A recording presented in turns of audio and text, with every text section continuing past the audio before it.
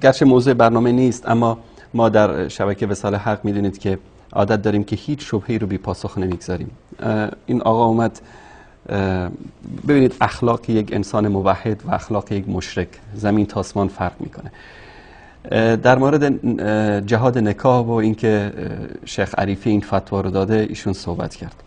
این جریان ما تقریبا حدود 3-4 سال قبل موقعی که شروع شده بود این مسئله در برنامه زنده حدود نیم ساعت صحبت کردیم و مفصل پاسخ دادیم، اما تکرارش هم خالی از فایده نیست، برای اینکه شاید که هنوز هم جانورایی وجود داشته باشن که در پی آخوندها روان هستن و انسانیت خودشون رو فراموش کردن. این صفحه شیخ عریفی است، دوستان عزیز نشون بدن که در اون زمان یعنی در 4 سال پیش تقریبا 6 میلیون و حدود 6 میلیون تقریبا 6 میلیون بیننده داشت، 33998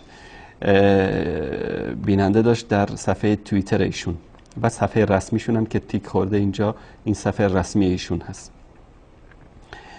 و در فیسبوک هم این صفحهشون در اون زمان حدود 2.5 میلیون و این هم صفحه خامنه ای که در توییتر در اون زمان 49,000 کجا و 6 میلیون کجا، 2.5 میلیون کجا. یعنی محبوبیت علمای اهل سنت در بین عموم مردم رو نشون میده و منفور بودن ولی جنایتکار فقیه. تشکر میکنم کارگردان عزیز برنامه. اما بریم سر قضیه جهاد نکاح. اولین بار قضیه جهاد نکاح رو در صفحه توییتری که به اسم دکتر محمد العریفی ساختن، این رو حکومت ایران ساخت این صفحه رو، بعد در قنات العالمشون شبکه تلویزیونی عربی زبان العالم این خبر رو پخش کرد که شیخ عریفی به اصطلاح فتوا داده برای جهاد نکاح. میگن دروغگو حافظه نداره. حالا دوستان یک لحظه، بله من این صفحه توییتر من هست، کارگردان از برنامه اگر نشون بدید، در صفحه توییتر من اینجا میخوام یک چیزی بنویسم. دوستان به این عدد 140 اینجا توجه بکنن. توییتر برخلاف فیسبوک از 140 حرف بیشتر به شما اجازه نمیده. به مجرد اینکه شما شروع میکنید به نوشتن، این شماره ها همینطوری میره پایین.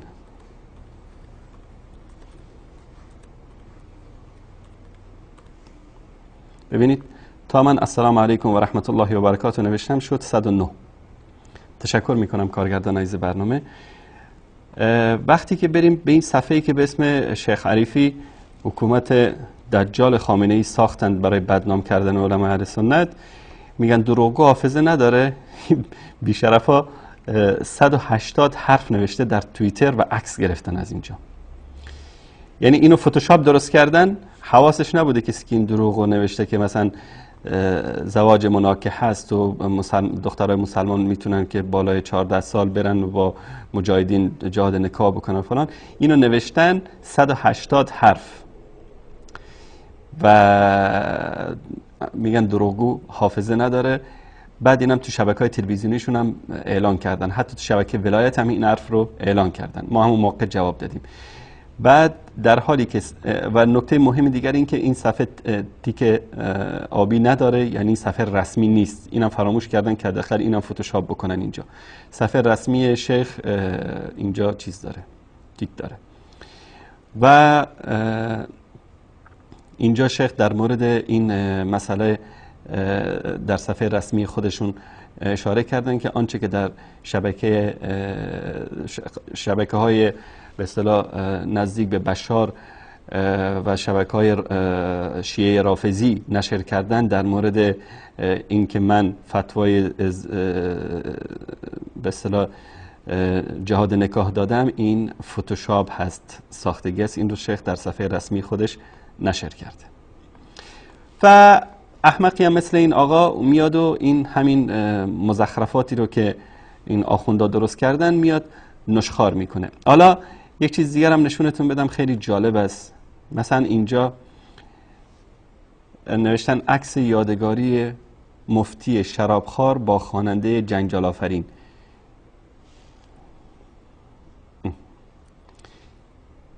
این عکس یادگاری مفتی شرابخوار با خواننده جنجال. حالا در مورد شرابخواری هم صحبت میکنم. این عکس رو در کنار شیخ حریفی قرار دادن، در حالی که حقیقت این است. این عکس شخص دیگری است که اینجا چهرهش رو تبدیل کردن به چهره شیخ حریفی. این فتوشاپی که درست کرده نظام جنایتکار ولایت فقیه. تشکر میکنم دوستان عزیز. اما قضیه شرابخواری در اینجا دوستان نشون بدن. اینجا یک عکسی رو درست کردن. این شیخ حریفی است، بعضی از مشایخ دیگر در یک کنفرانسی است. روی میز اینجا بطری‌های شراب گذاشته شده و در اینجا نوشتن که شاهد العریفی یشرب الخمر. ببینید که عریفی شراب می نوشد. حقیقت چیز دیگری است. در عکس اصلی هیچ بطری شرابی وجود نداره.